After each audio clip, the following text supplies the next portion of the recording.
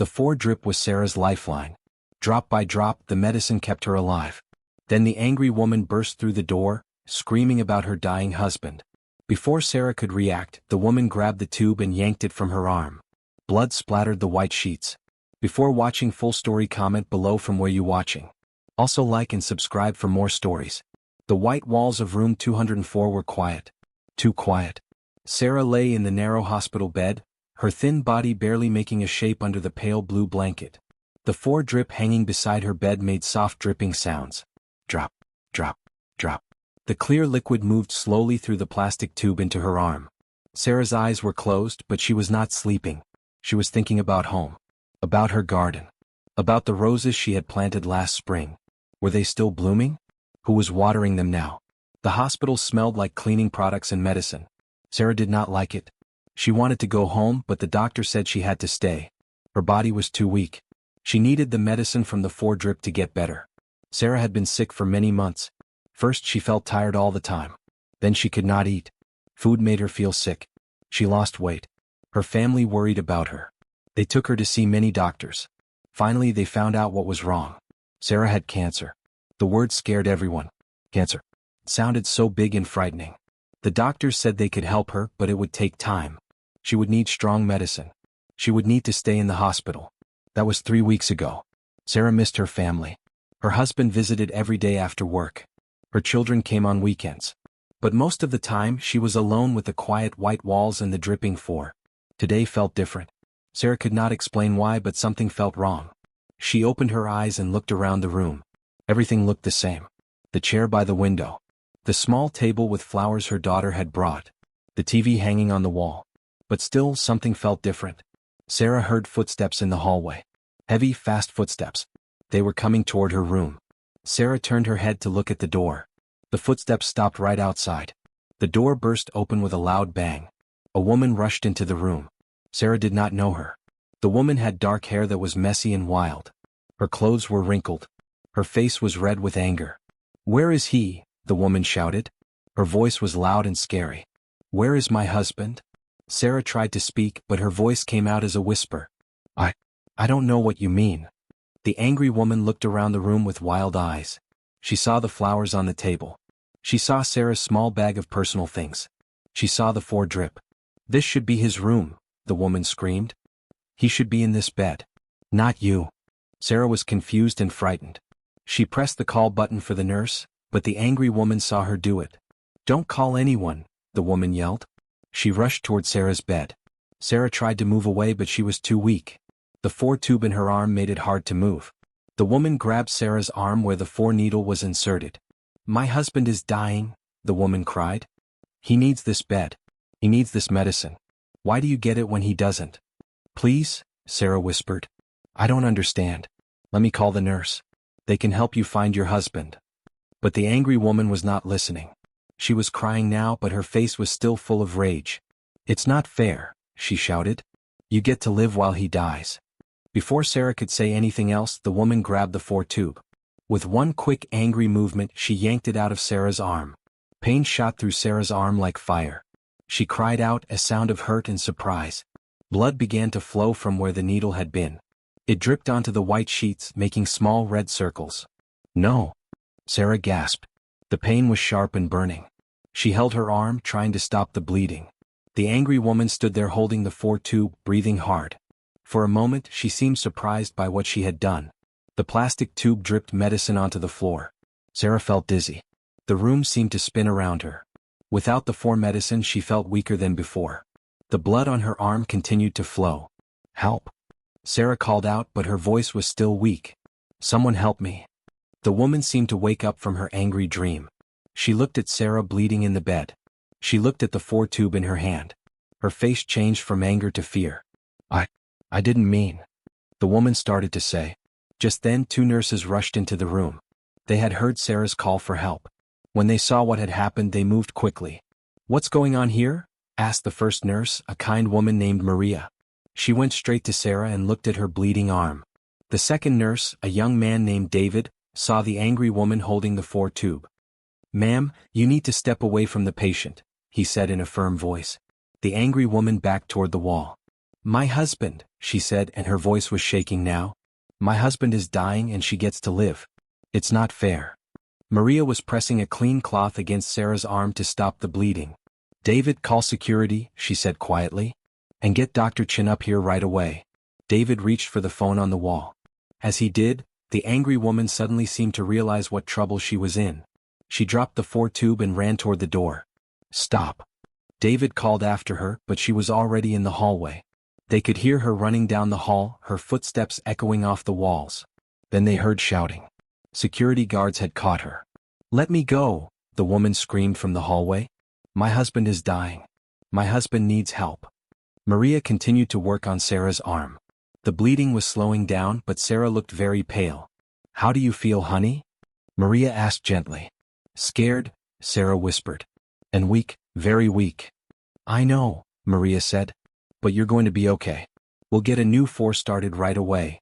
Dr. Chin arrived a few minutes later. He was a tall man with gray hair and kind eyes behind his glasses. He had been Sarah's doctor since she came to the hospital. What happened here? He asked, looking at the blood on the sheets and the 4-tube on the floor. Maria explained while she continued to care for Sarah's arm. A woman came in and pulled out Mrs. Patterson's 4. She was very upset about her husband. Dr. Chin nodded sadly. I think I know who that was. Mrs. Rodriguez. Her husband is in the ICU. He's very sick. Is he going to die? Sarah asked quietly. Dr. Chin looked at her with gentle eyes. He's very sick, Sarah. His family is going through a hard time. Sarah felt sorry for the angry woman even though she had hurt her. I understand why she was so angry, Sarah said. When someone you love is sick, it makes you feel helpless. 2 security guards came to the door. Between them was the angry woman. She was not fighting anymore. She was just crying. I'm sorry, the woman said, looking at Sarah. I'm so sorry. My husband, he's been sick for so long.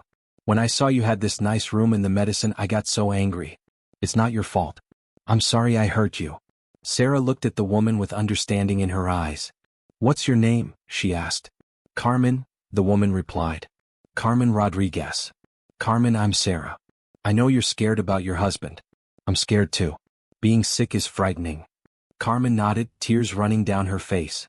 I haven't slept in days. I just sit by his bed and watch him get worse. The doctors say there's nothing more they can do. Dr. Chin stepped forward. Carmen, I know this is hard, but you can't hurt other patients. We're trying to help everyone we can. I know, Carmen whispered. I just lost control. I'm sorry. The security guards looked at Dr. Chin. Should we call the police? One of them asked. Sarah spoke up before the doctor could answer. Please don't. She didn't mean to hurt me. She's just scared and sad. Dr. Chin thought for a moment. Carmen, you need to promise me you won't come into other patients' rooms again. If you need help or have questions, you come to the nurse's station. Carmen nodded. I promise. I'm really sorry, Sarah. After Carmen left with the security guards, Dr. Chin and Maria worked to put a new 4 in Sarah's arm. It hurt, but not as much as when it was pulled out. Will I be okay? Sarah asked. Yes, Dr. Chin said. You'll be fine. We'll need to watch you closely today to make sure you didn't lose too much medicine, but you're going to be okay. That evening, Sarah's husband came to visit. She told him about what had happened. He was angry that someone had hurt his wife, but Sarah asked him to forgive Carmen. She's going through the same thing we are, Sarah explained. She's watching someone she loves suffer and she can't do anything to help. That makes people do desperate things. Sarah's husband held her hand. You're very kind, he said. Even after what she did to you. Being sick teaches you things, Sarah said. It teaches you that we're all just people trying to get through hard times. Sometimes we make mistakes. The next day, Sarah was surprised to see Carmen at her door. This time Carmen was calm. She knocked gently and asked if she could come in. I brought you these, Carmen said, holding out a small bunch of flowers. I picked them from the hospital garden downstairs. Sarah smiled. Thank you. They're beautiful. Carmen sat in the chair by Sarah's bed. How are you feeling? Better, Sarah said. The new 4 is working well. How is your husband? Carmen's eyes filled with tears, but she didn't look angry anymore. Just sad. He passed away this morning, she said quietly. Sarah reached out and took Carmen's hand. I'm so sorry. The 2 women sat together in silence for a while. Both knew what it was like to be afraid. Both knew what it was like to watch their bodies betray them. I want you to know something, Carmen said finally. Yesterday when I hurt you, it wasn't really about you. It was about how helpless I felt. I couldn't save my husband and I was angry at the world. I understand, Sarah said. When I first got sick I was angry too. Angry at God, angry at my body, angry at everyone who was healthy when I wasn't. How did you stop being angry? Carmen asked. Sarah thought for a moment. I realized that being angry was making me sicker. It was taking energy I needed to get better. So I decided to use my energy for hope instead. Carmen smiled for the first time since Sarah had met her. You're very wise. I'm just learning as I go, Sarah said. Like everyone else. Carmen stayed for an hour and they talked about their families, their fears and their hopes. When she left, both women felt a little less alone. Over the next week, Carmen visited Sarah every day. She brought flowers, books and stories about her husband when he was healthy. Sarah looked forward to these visits. They made the white walls seem less lonely. On Sarah's last day in the hospital, Carmen came to say goodbye. I'm going home today, Sarah told her. The doctors say I'm strong enough. That's wonderful news, Carmen said. I'm so happy for you. Sarah packed her small bag with the things her family had brought her. At the bottom, she found the flowers Carmen had given her on that first day after the incident. They were dried now but still beautiful. I want you to have something, Sarah said. She handed Carmen a small card. This has my phone number. If you ever feel angry or scared again, please call me. Don't let those feelings make you hurt yourself or others. Carmen hugged Sarah gently. Thank you. You've taught me so much about forgiveness. About hope. As Sarah left the hospital that day, she thought about Carmen and her husband. She thought about how pain can make people do things they never thought they would do. But she also thought about how kindness can heal wounds that medicine cannot touch. Sometimes the worst moments in our lives lead us to the most important lessons. Sometimes the people who hurt us end up teaching us the most about compassion. Sarah went home to her garden and her roses. But she never forgot the angry woman who became her friend, or the lesson they learned together in room 204, that we are all just people trying to love and be loved, trying to survive our pain and hoping for better days ahead.